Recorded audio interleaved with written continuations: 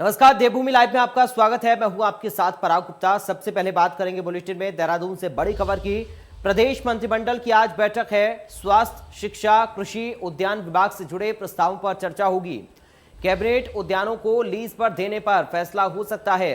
एक जिला दो उत्पाद पर निर्णय हो सकता है। गोल्डन कार्ड योजना में संशोधन हो सकता है।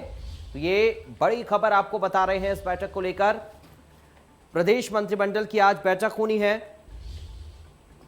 स्वास्थ्य, शिक्षा, कृषि से जुड़े प्रस्तावों पर आज मंत्रिमंडल की बैठक में चर्चा होगी। कैबिनेट उद्यानों को लीज पर देने पर भी फैसला हो सकता है इस बैठक में।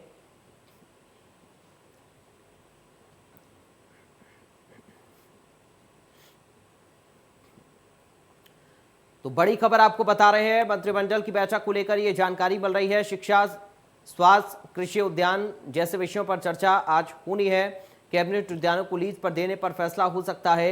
एक जिला दो उत्पाद पर भी निर्णय आज हो सकता है।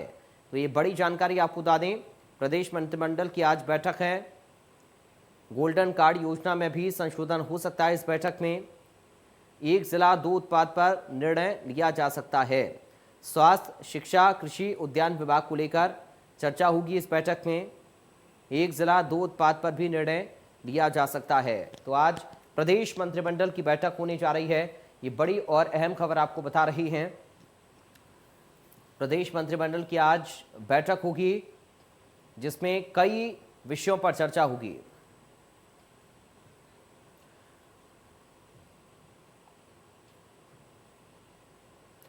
ब्यूरो चीफ प्रवीण कुमार हमारे साथ फोन लाइन पर जुड़ गए हैं। प्रवीण, क्या जानकारी मंत्रिमंडल की इस बैठक को लेकर मिल पा रही है? कौन कौन से विषयों पर बातचीत होनी है आज?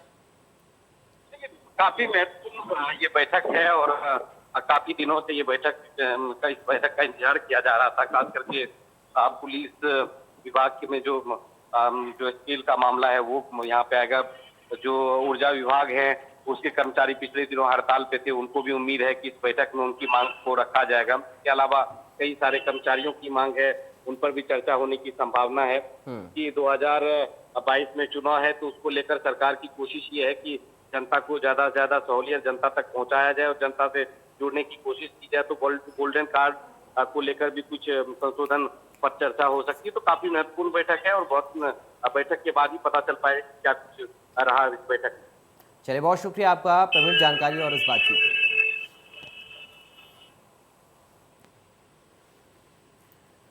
तो bureau chief doctor Praveen Kumar तक जानकारी पहुंचा रहे थे। कई विषयों पर दरअसल इस मंत्रिमंडल की बैठक में आज चर्चा होनी है और बैठक के बाद ही ये सारे विषय निकलकर सामने आएंगे कि आखिर क्या क्या फैसला इस बैठक में हुआ है, किन किन मुद्दों पर चर्चा हुई है, वो भी सबसे पहले हम आपको बताएंगे।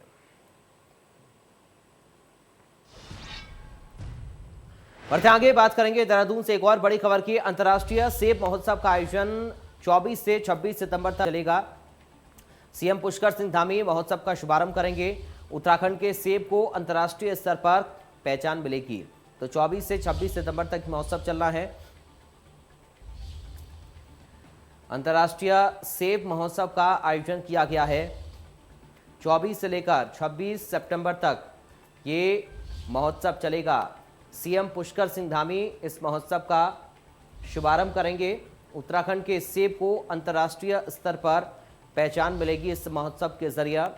24 से लेकर 26 सितंबर तक ये महोत्सव चलना है और मुख्यमंत्री पुष्कर सिंह धामी इस महोत्सव का शुभारंभ करेंगे। 24 से लेकर 26 सितंबर तक इस महोत्सव का आयोजन है। बड़ी जानकारी देहरादून से आपको बता रही हैं।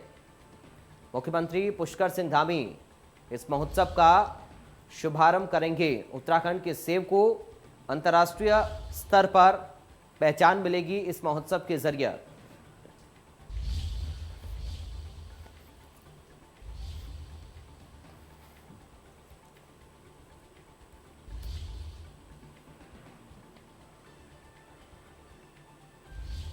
तो 24 से लेकर 26 सितंबर तक ये महोत्सव चलने वाला है। मुख्यमंत्री पुष्कर सिंह धामी इस महोत्सव का शुभारंभ करेंगे। अंतर्राष्ट्रीय स्तर पर उत्तराखंड के सेबों को पहचान मिलेगी इस महोत्सव के जरिए। 3 दिन का ये महोत्सव है। 24 से लेकर 26 तारीख तक, 24 से लेकर 26 सितंबर तक ये महोत्सव चलेगा और इस महोत्सव के जरिए उत्तराखंड के सेवों को अंतर्राष्ट्रीय स्तर पर पहचान मिलेगी।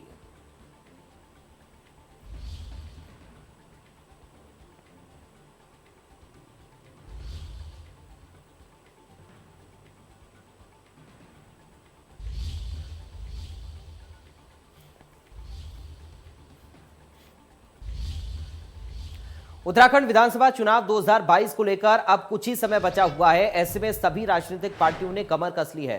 सभी राजनीतिक पार्टियां जनता के बीच जाकर प्रचार और प्रसार में जुट गई हैं। प्रचार शुरू होते ही पार्टियों के कार्यकर्ताओं के बीच अभद्र भाषा और पोस्टर फाड़ने की राजनीति भी शुरू हो गई है। पार्टी के नेता और कार्यकर्ता एक दूसरे पर आरोप लगाने से ही नहीं चूक रहे। यूकेडी के कोषाध्यक्ष मोहन काला ने आम आदमी पार्टी के कार्यकर्ताओं को गुंडों की संज्ञा तक दे डाली। मोहन काला ने आरोप लगाया कि श्रीनगर विधानसभा क्षेत्र के पाबो ब्लॉक में हुई आम आदमी पार्टी की रैली में आम आदमी पार्टी के कार्यकर्ताओं ने यूकेडी के पोस्टर फाड़ डाले। गुस्साए मोहन काला अब कर्नल अजय कोटियाल समेत तमाम आम आदमी पार्टी के कार्यकर्ताओं को गुंडा कह रहे हैं। दूसरी तरफ आम आदमी पार्टी के संगठन मंत्री गजेंद्र चौहान ने इन आरोपों को खारिज किया। उन्होंने यूकेडी के प्रदेश कोषाध्यक्ष मोहन काला को हिदायत देते हुए कहा कि उनकी पार्टी के किसी भी कार्यकर्ता ने कोई पोस्टर नहीं फाड़ा, सभी आरोप झूठे हैं। उन्होंने कहा कि अगर उनके पास कोई सबूत है तो वे कार्रवाई करें।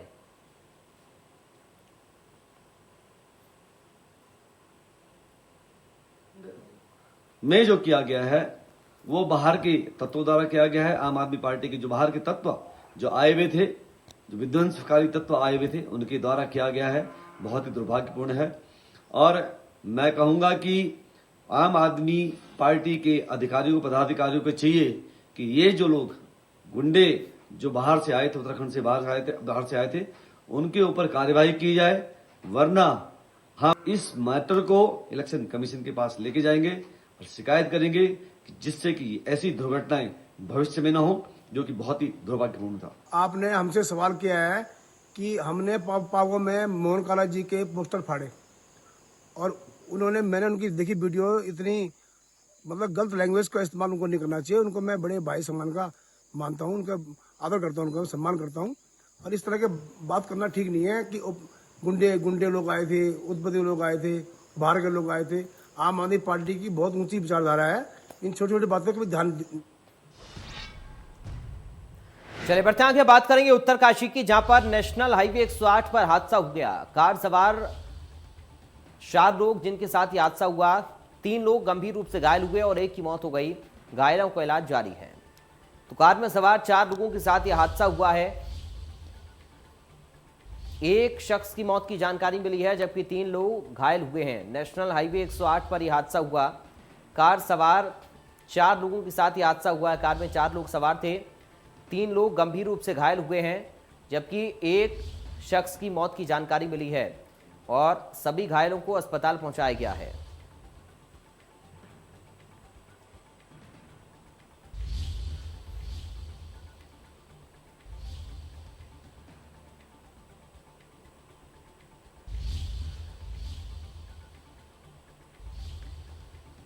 तो ये बड़ी खबर उत्तरकाशी से आपको बता रही है। वहीं रुद्रपुर की खेड़ा कॉलोनी में गृह कलेश के चलते एक महिला ने पहले अपने 6 साल के बेटे की हत्या कर दी, फिर बाद में खुद भी फांसी के फंदे पर लटक गई। सुबह जैसे ही परिजनों को घटना की जानकारी मिली तो हड़कंप मच गया। आनन फानन में घटना की जानकारी पुलिस को दी गई। मौके पर पुलिस ने परिजनों से जानकारी लेकर शवों को पोस्टमार्टम के लिए भेज दिया। पुलिस के मुताबिक रुद्रपुर के खेड़ा कॉलोनी निवासी मेवाराम सिलाई का काम करता है।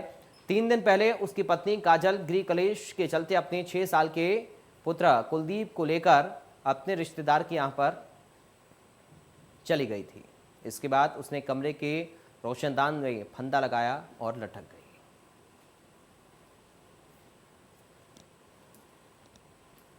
ये खेड़ा रुद्रपुर थाना क्षेत्र अंतर्गत का मामला है। इसमें एक सूचना आई थी सुबह एक महिला और एक बच्चे जो अपने कमरे में मृत अवस्था में मिले, तो जाकर देखा गया महिला हैंगिंग में लटकी हुई थी और बच्चा मृत अवस्था में लेटा हुआ था। तो इसमें पुलिस ने प्रथम दृष्टया पंचायतनामा भर लिया गया है और पोस्टमार्टम की कार्रवाई करवाई जा रही है। प्रथम दृष्टया महिला को तो सुसाइड का मामला लग रहा है। संभवतः उससे पहले शायद उसने बच्चे उसको भी मतलब अपने स्तर से ही उसने मारा होगा, ये इसमें देखा जा रहा है, जांच की जा रही है। अब बात देहरादून की, जहां पर शक्तिमान प्रकरण का मामला, गणेश जोशी समेत 5 आरोपी दोषमुक्त हो गए इस मामले में। दरअसल 2016 में पुलिस के घोड़े की मौत हो गई थी।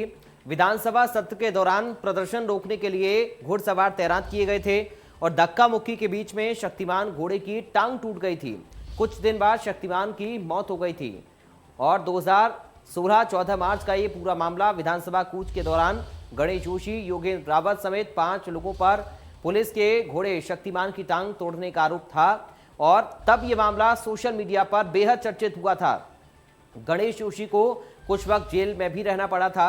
शक्तिमान प्रकरण में कैबिनेट मंत्री उस समय के तत्कालीन विधायक गणेश जोशी, योगेंद्र रावत समेत 5 आरोपियों को सीजेएम कोर्ट ने बरी कर दिया है।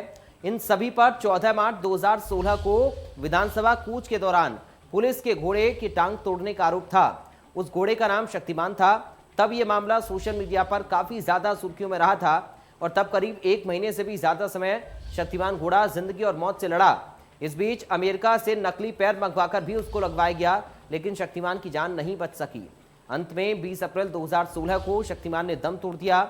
इस मामले में तत्कालीन विधायक गणेश जोशी को गिरफ्तार भी किया गया था और इसके बाद उन्हें कई दिन सुद्धवाला जेल में भी बिताने पड़े थे।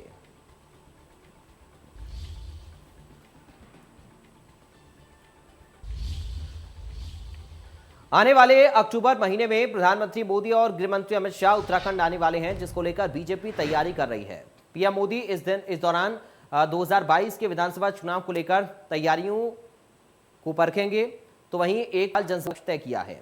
वहीं गृह मंत्री अमित शाह भी 16 और 17 अक्टूबर को उत्तराखंड के दौरे पर रहेंगे।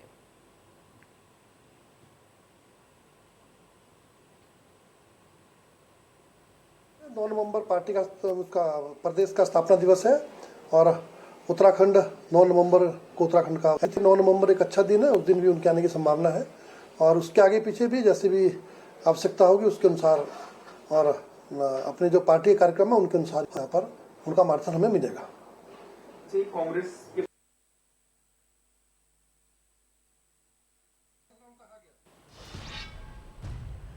अब खबर रुड़की से, जहां पर रुड़की के लक्सर एसडीएम वैभव गुप्ता ने अवैध खनन के खिलाफ बड़ी कार्रवाई की है। एसडीएम ने पंचेवली के पुरवाला गांव के पास गंगा नदी घाट पर छापा मारकर खनन कर रही 2 जेसीबी और 7 ट्रैक्टर ट्रॉली को पकड़ा। बताया जा रहा है कि छापेमारी के दौरान माफिया वाहनों को छोड़कर मौके से फरार हो गए। पकड़े गए सभी खनन वाहनों को लक्सर तहसील परिसर में ले जाकर सीज कर दिया गया है। एसडीएम ने बताया कि 2 जेसीबी पर खनन अधिनियम में 4 लाख का जुर्माना लगाया गया। बाकी खनन वाहनों पर भी जुर्माना किए जाने की प्रक्रिया चल रही है।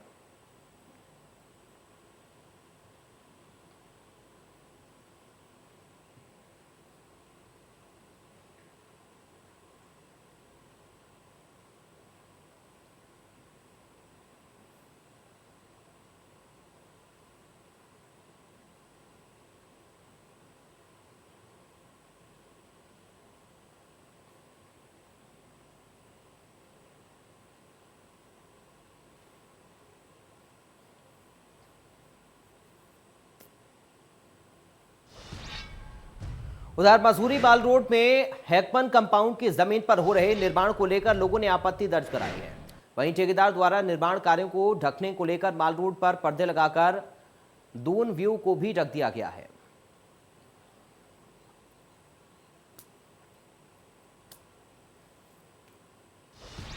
और सीधा आपको लखनऊ के बीजेपी दफ्तर अब लेकर चलते हैं, जहां पर केंद्रीय मंत्री धर्मेंद्र प्रधान और निषाद पार्टी के अध्यक्ष संजय निषाद प्रेस कॉन्फ्रेंस कर रहे हैं। सबका अभिनंदन करता हूं। हम सबके बीच में अपने प्रदेश के चुनाव प्रभारी, जिन्होंने विद्यार्थी परिषद, प्रचारक, संगठन मंत्री, युवा मोर्चा के राष्ट्रीय अध्यक्ष से बीजेपी में सभी पदों को सुशोभित करते हुए आज आदरणीय मोदी जी के नेतृत्व में केंद्रीय मंत्री हैं और उत्तर प्रदेश जैसे राज्य के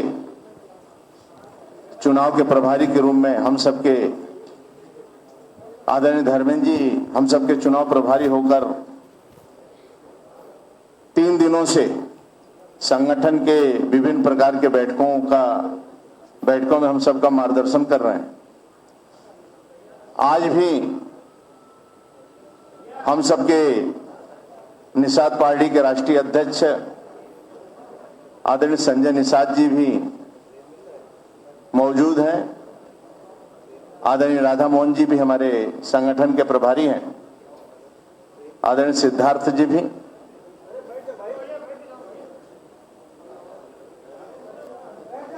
पहले से आप सब जानते हैं कि आदरणीय संजय निषाद जी पहले से हम सब मिलकर चुनाव लड़ते हैं, राजग के एक हिस्सा हैं। फिर 2022 के लिए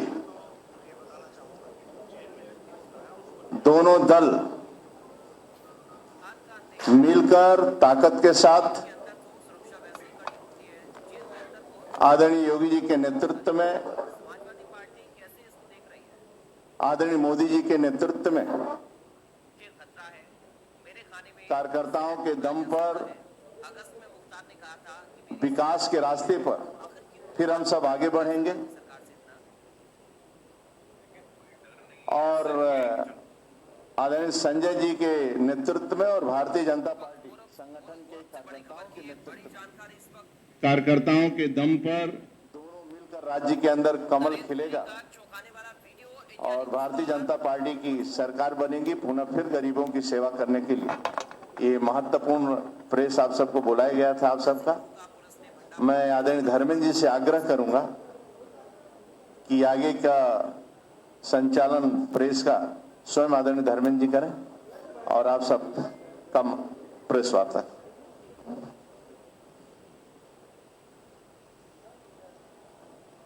मित्रों, आप सभी को मेरा नमस्कार। मैं पहली बार चुनाव प्रभारी बनने के उपरांत पिछले 3 दिन से उत्तर प्रदेश में हूं। जब मैं पहले दिन आया आप लोगों से भी नमस्कार हुई थी, तब भी मैंने कहा था मैं आप लोगों को मिलके ही जाऊंगा। आज एक सुखद संजोग है, जैसे हमारे प्रदेश अध्यक्ष जी ने बताया, निषाद पार्टी के साथ भारतीय जनता पार्टी की गठबंधन है। आगे की 2022 विधानसभा को हम और ताकत के साथ मिलकर चुनाव लड़ेंगे, इसकी भी एक औपचारिक घोषणा आज आप लोगों के माध्यम से प्रदेश की जनता के सामने दोनों पार्टी के नेतृत्व आदरणीय संजय निषाद जी, हमारे पार्टी के राष्ट्रीय उपाध्यक्ष तथा यहाँ के संगठन के प्रभारी पूर्व केंद्रीय मंत्री आदरणीय राधा मोहन जी, यूपी शासन के वरिष्ठ मंत्री आदरणीय सिद्धार्थनाथ सिंह जी और निषाद पार्टी के प्रदेशाध्यक्ष, इन सभी के उपस्थिति में स्वतंत्र जी ने इसकी औपचारिक घोषणा किया है। इस गठबंधन केवल भारतीय जनता पार्टी और निषाद पार्टी का तो नहीं है, अपना दल भी हमारे साथ जुड़ा है। प्रदेश में बहुत सारे राजनीतिक ताकतों को इन दिनों में भारतीय जनता पार्टी अपने साथ जुड़ पाया है।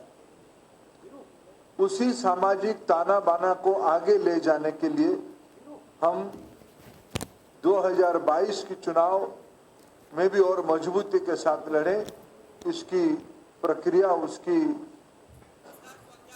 एक प्रकार से ब्रशअप की काम हमने शुरू किया है। ऐसे ही एक अच्छी खबर आप लोगों के साथ शेयर करनी थी। उसके अलावा मित्रों, मैं जैसे कहा कि पिछले 3 दिन से प्रदेश में हूं, ऐसे तो मैं आप लोगों को व्यक्तिगत रूप में, आधे मित्रों को व्यक्तिगत रूप में हमारी परिचय भी है। पिछले दिनों में मैं यूपी आते रहा। प्रधानमंत्री मोदी जी की नेतृत्व में मेरे को भारत सरकार में काम करने का अवसर मिला है। विभाग के काम से मैं पेट्रोलियम विभाग की जब काम में था तब भी आता था, और हमें आप लोगों ने वो सौभाग्य दिया, वो आशीर्वाद प्राप्त का मौका दिया। प्रधानमंत्री उज्ज्वला योजना जैसे महत्वाकांक्षी कार्यक्रम इसी प्रदेश से लॉन्च होने के कारण आज एक वटवृक्ष बन चुका है। अभी तो हम प्रधानमंत्री उज्ज्वला योजना 2.0 यानी पहला फेज में 8 करोड़ कनेक्शन दिए ही थे, और 1 करोड़ और कनेक्शन जिन परिवारों में एलपीजी कनेक्शन नहीं पहुंचा है उनको और पहुंचाने के लिए भी योजना बीते दिन स्वयं प्रधानमंत्री जी ने यूपी से ही उसको शुरू किया है। ऐसे कामों के लिए मैं उत्तर प्रदेश की पूर्वी हिस्सा में इलाहाबाद प्रयागराज से नीचे गैस पाइपलाइन जाए, गोरखपुर की खाद कारखाना हो वहां तक गैस पाइपलाइन जाए, बनारस शहर के अंदर घर घर में गैस पहुंचे, या पूर्वांचल के अन्य जिलाओं में जाए, ऐसे कामों के लिए मैं भी आते रहा हूं। और इस बार मेरे को शिक्षा विभाग की काम मिली है। उत्तर प्रदेश और भारत की उच्च शिक्षा की, भारत की प्राथमिक शिक्षा की, भारतीय शिक्षा की बहुत गहरा संपर्क है। मैं उस विभाग के काम को भी जिम्मेवारी निभाने के लिए भी आते रहूंगा, लेकिन इस बार तो विशेष करके चुनाव की दायित्व के रहते हुए मैंने जो 3 दिन से महसूस किया, कल भी 2 सार्वजनिक कार्यक्रम में मैं गोरखपुर की इलाका में था। मित्रों, मैं जिम्मेवारी के साथ कह सकता हूं, प्रधानमंत्री नरेंद्र मोदी जी और यहाँ के लोकप्रिय मुख्यमंत्री आदरणीय योगी जी के ऊपर प्रदेश की जनता की अटूट भरोसा है। उसी भरोसा के आधार पे प्रजातंत्र में भरोसा ही सबसे बड़ी पूंजी होती है, विश्वास ही सबसे बड़ी पूंजी होती है।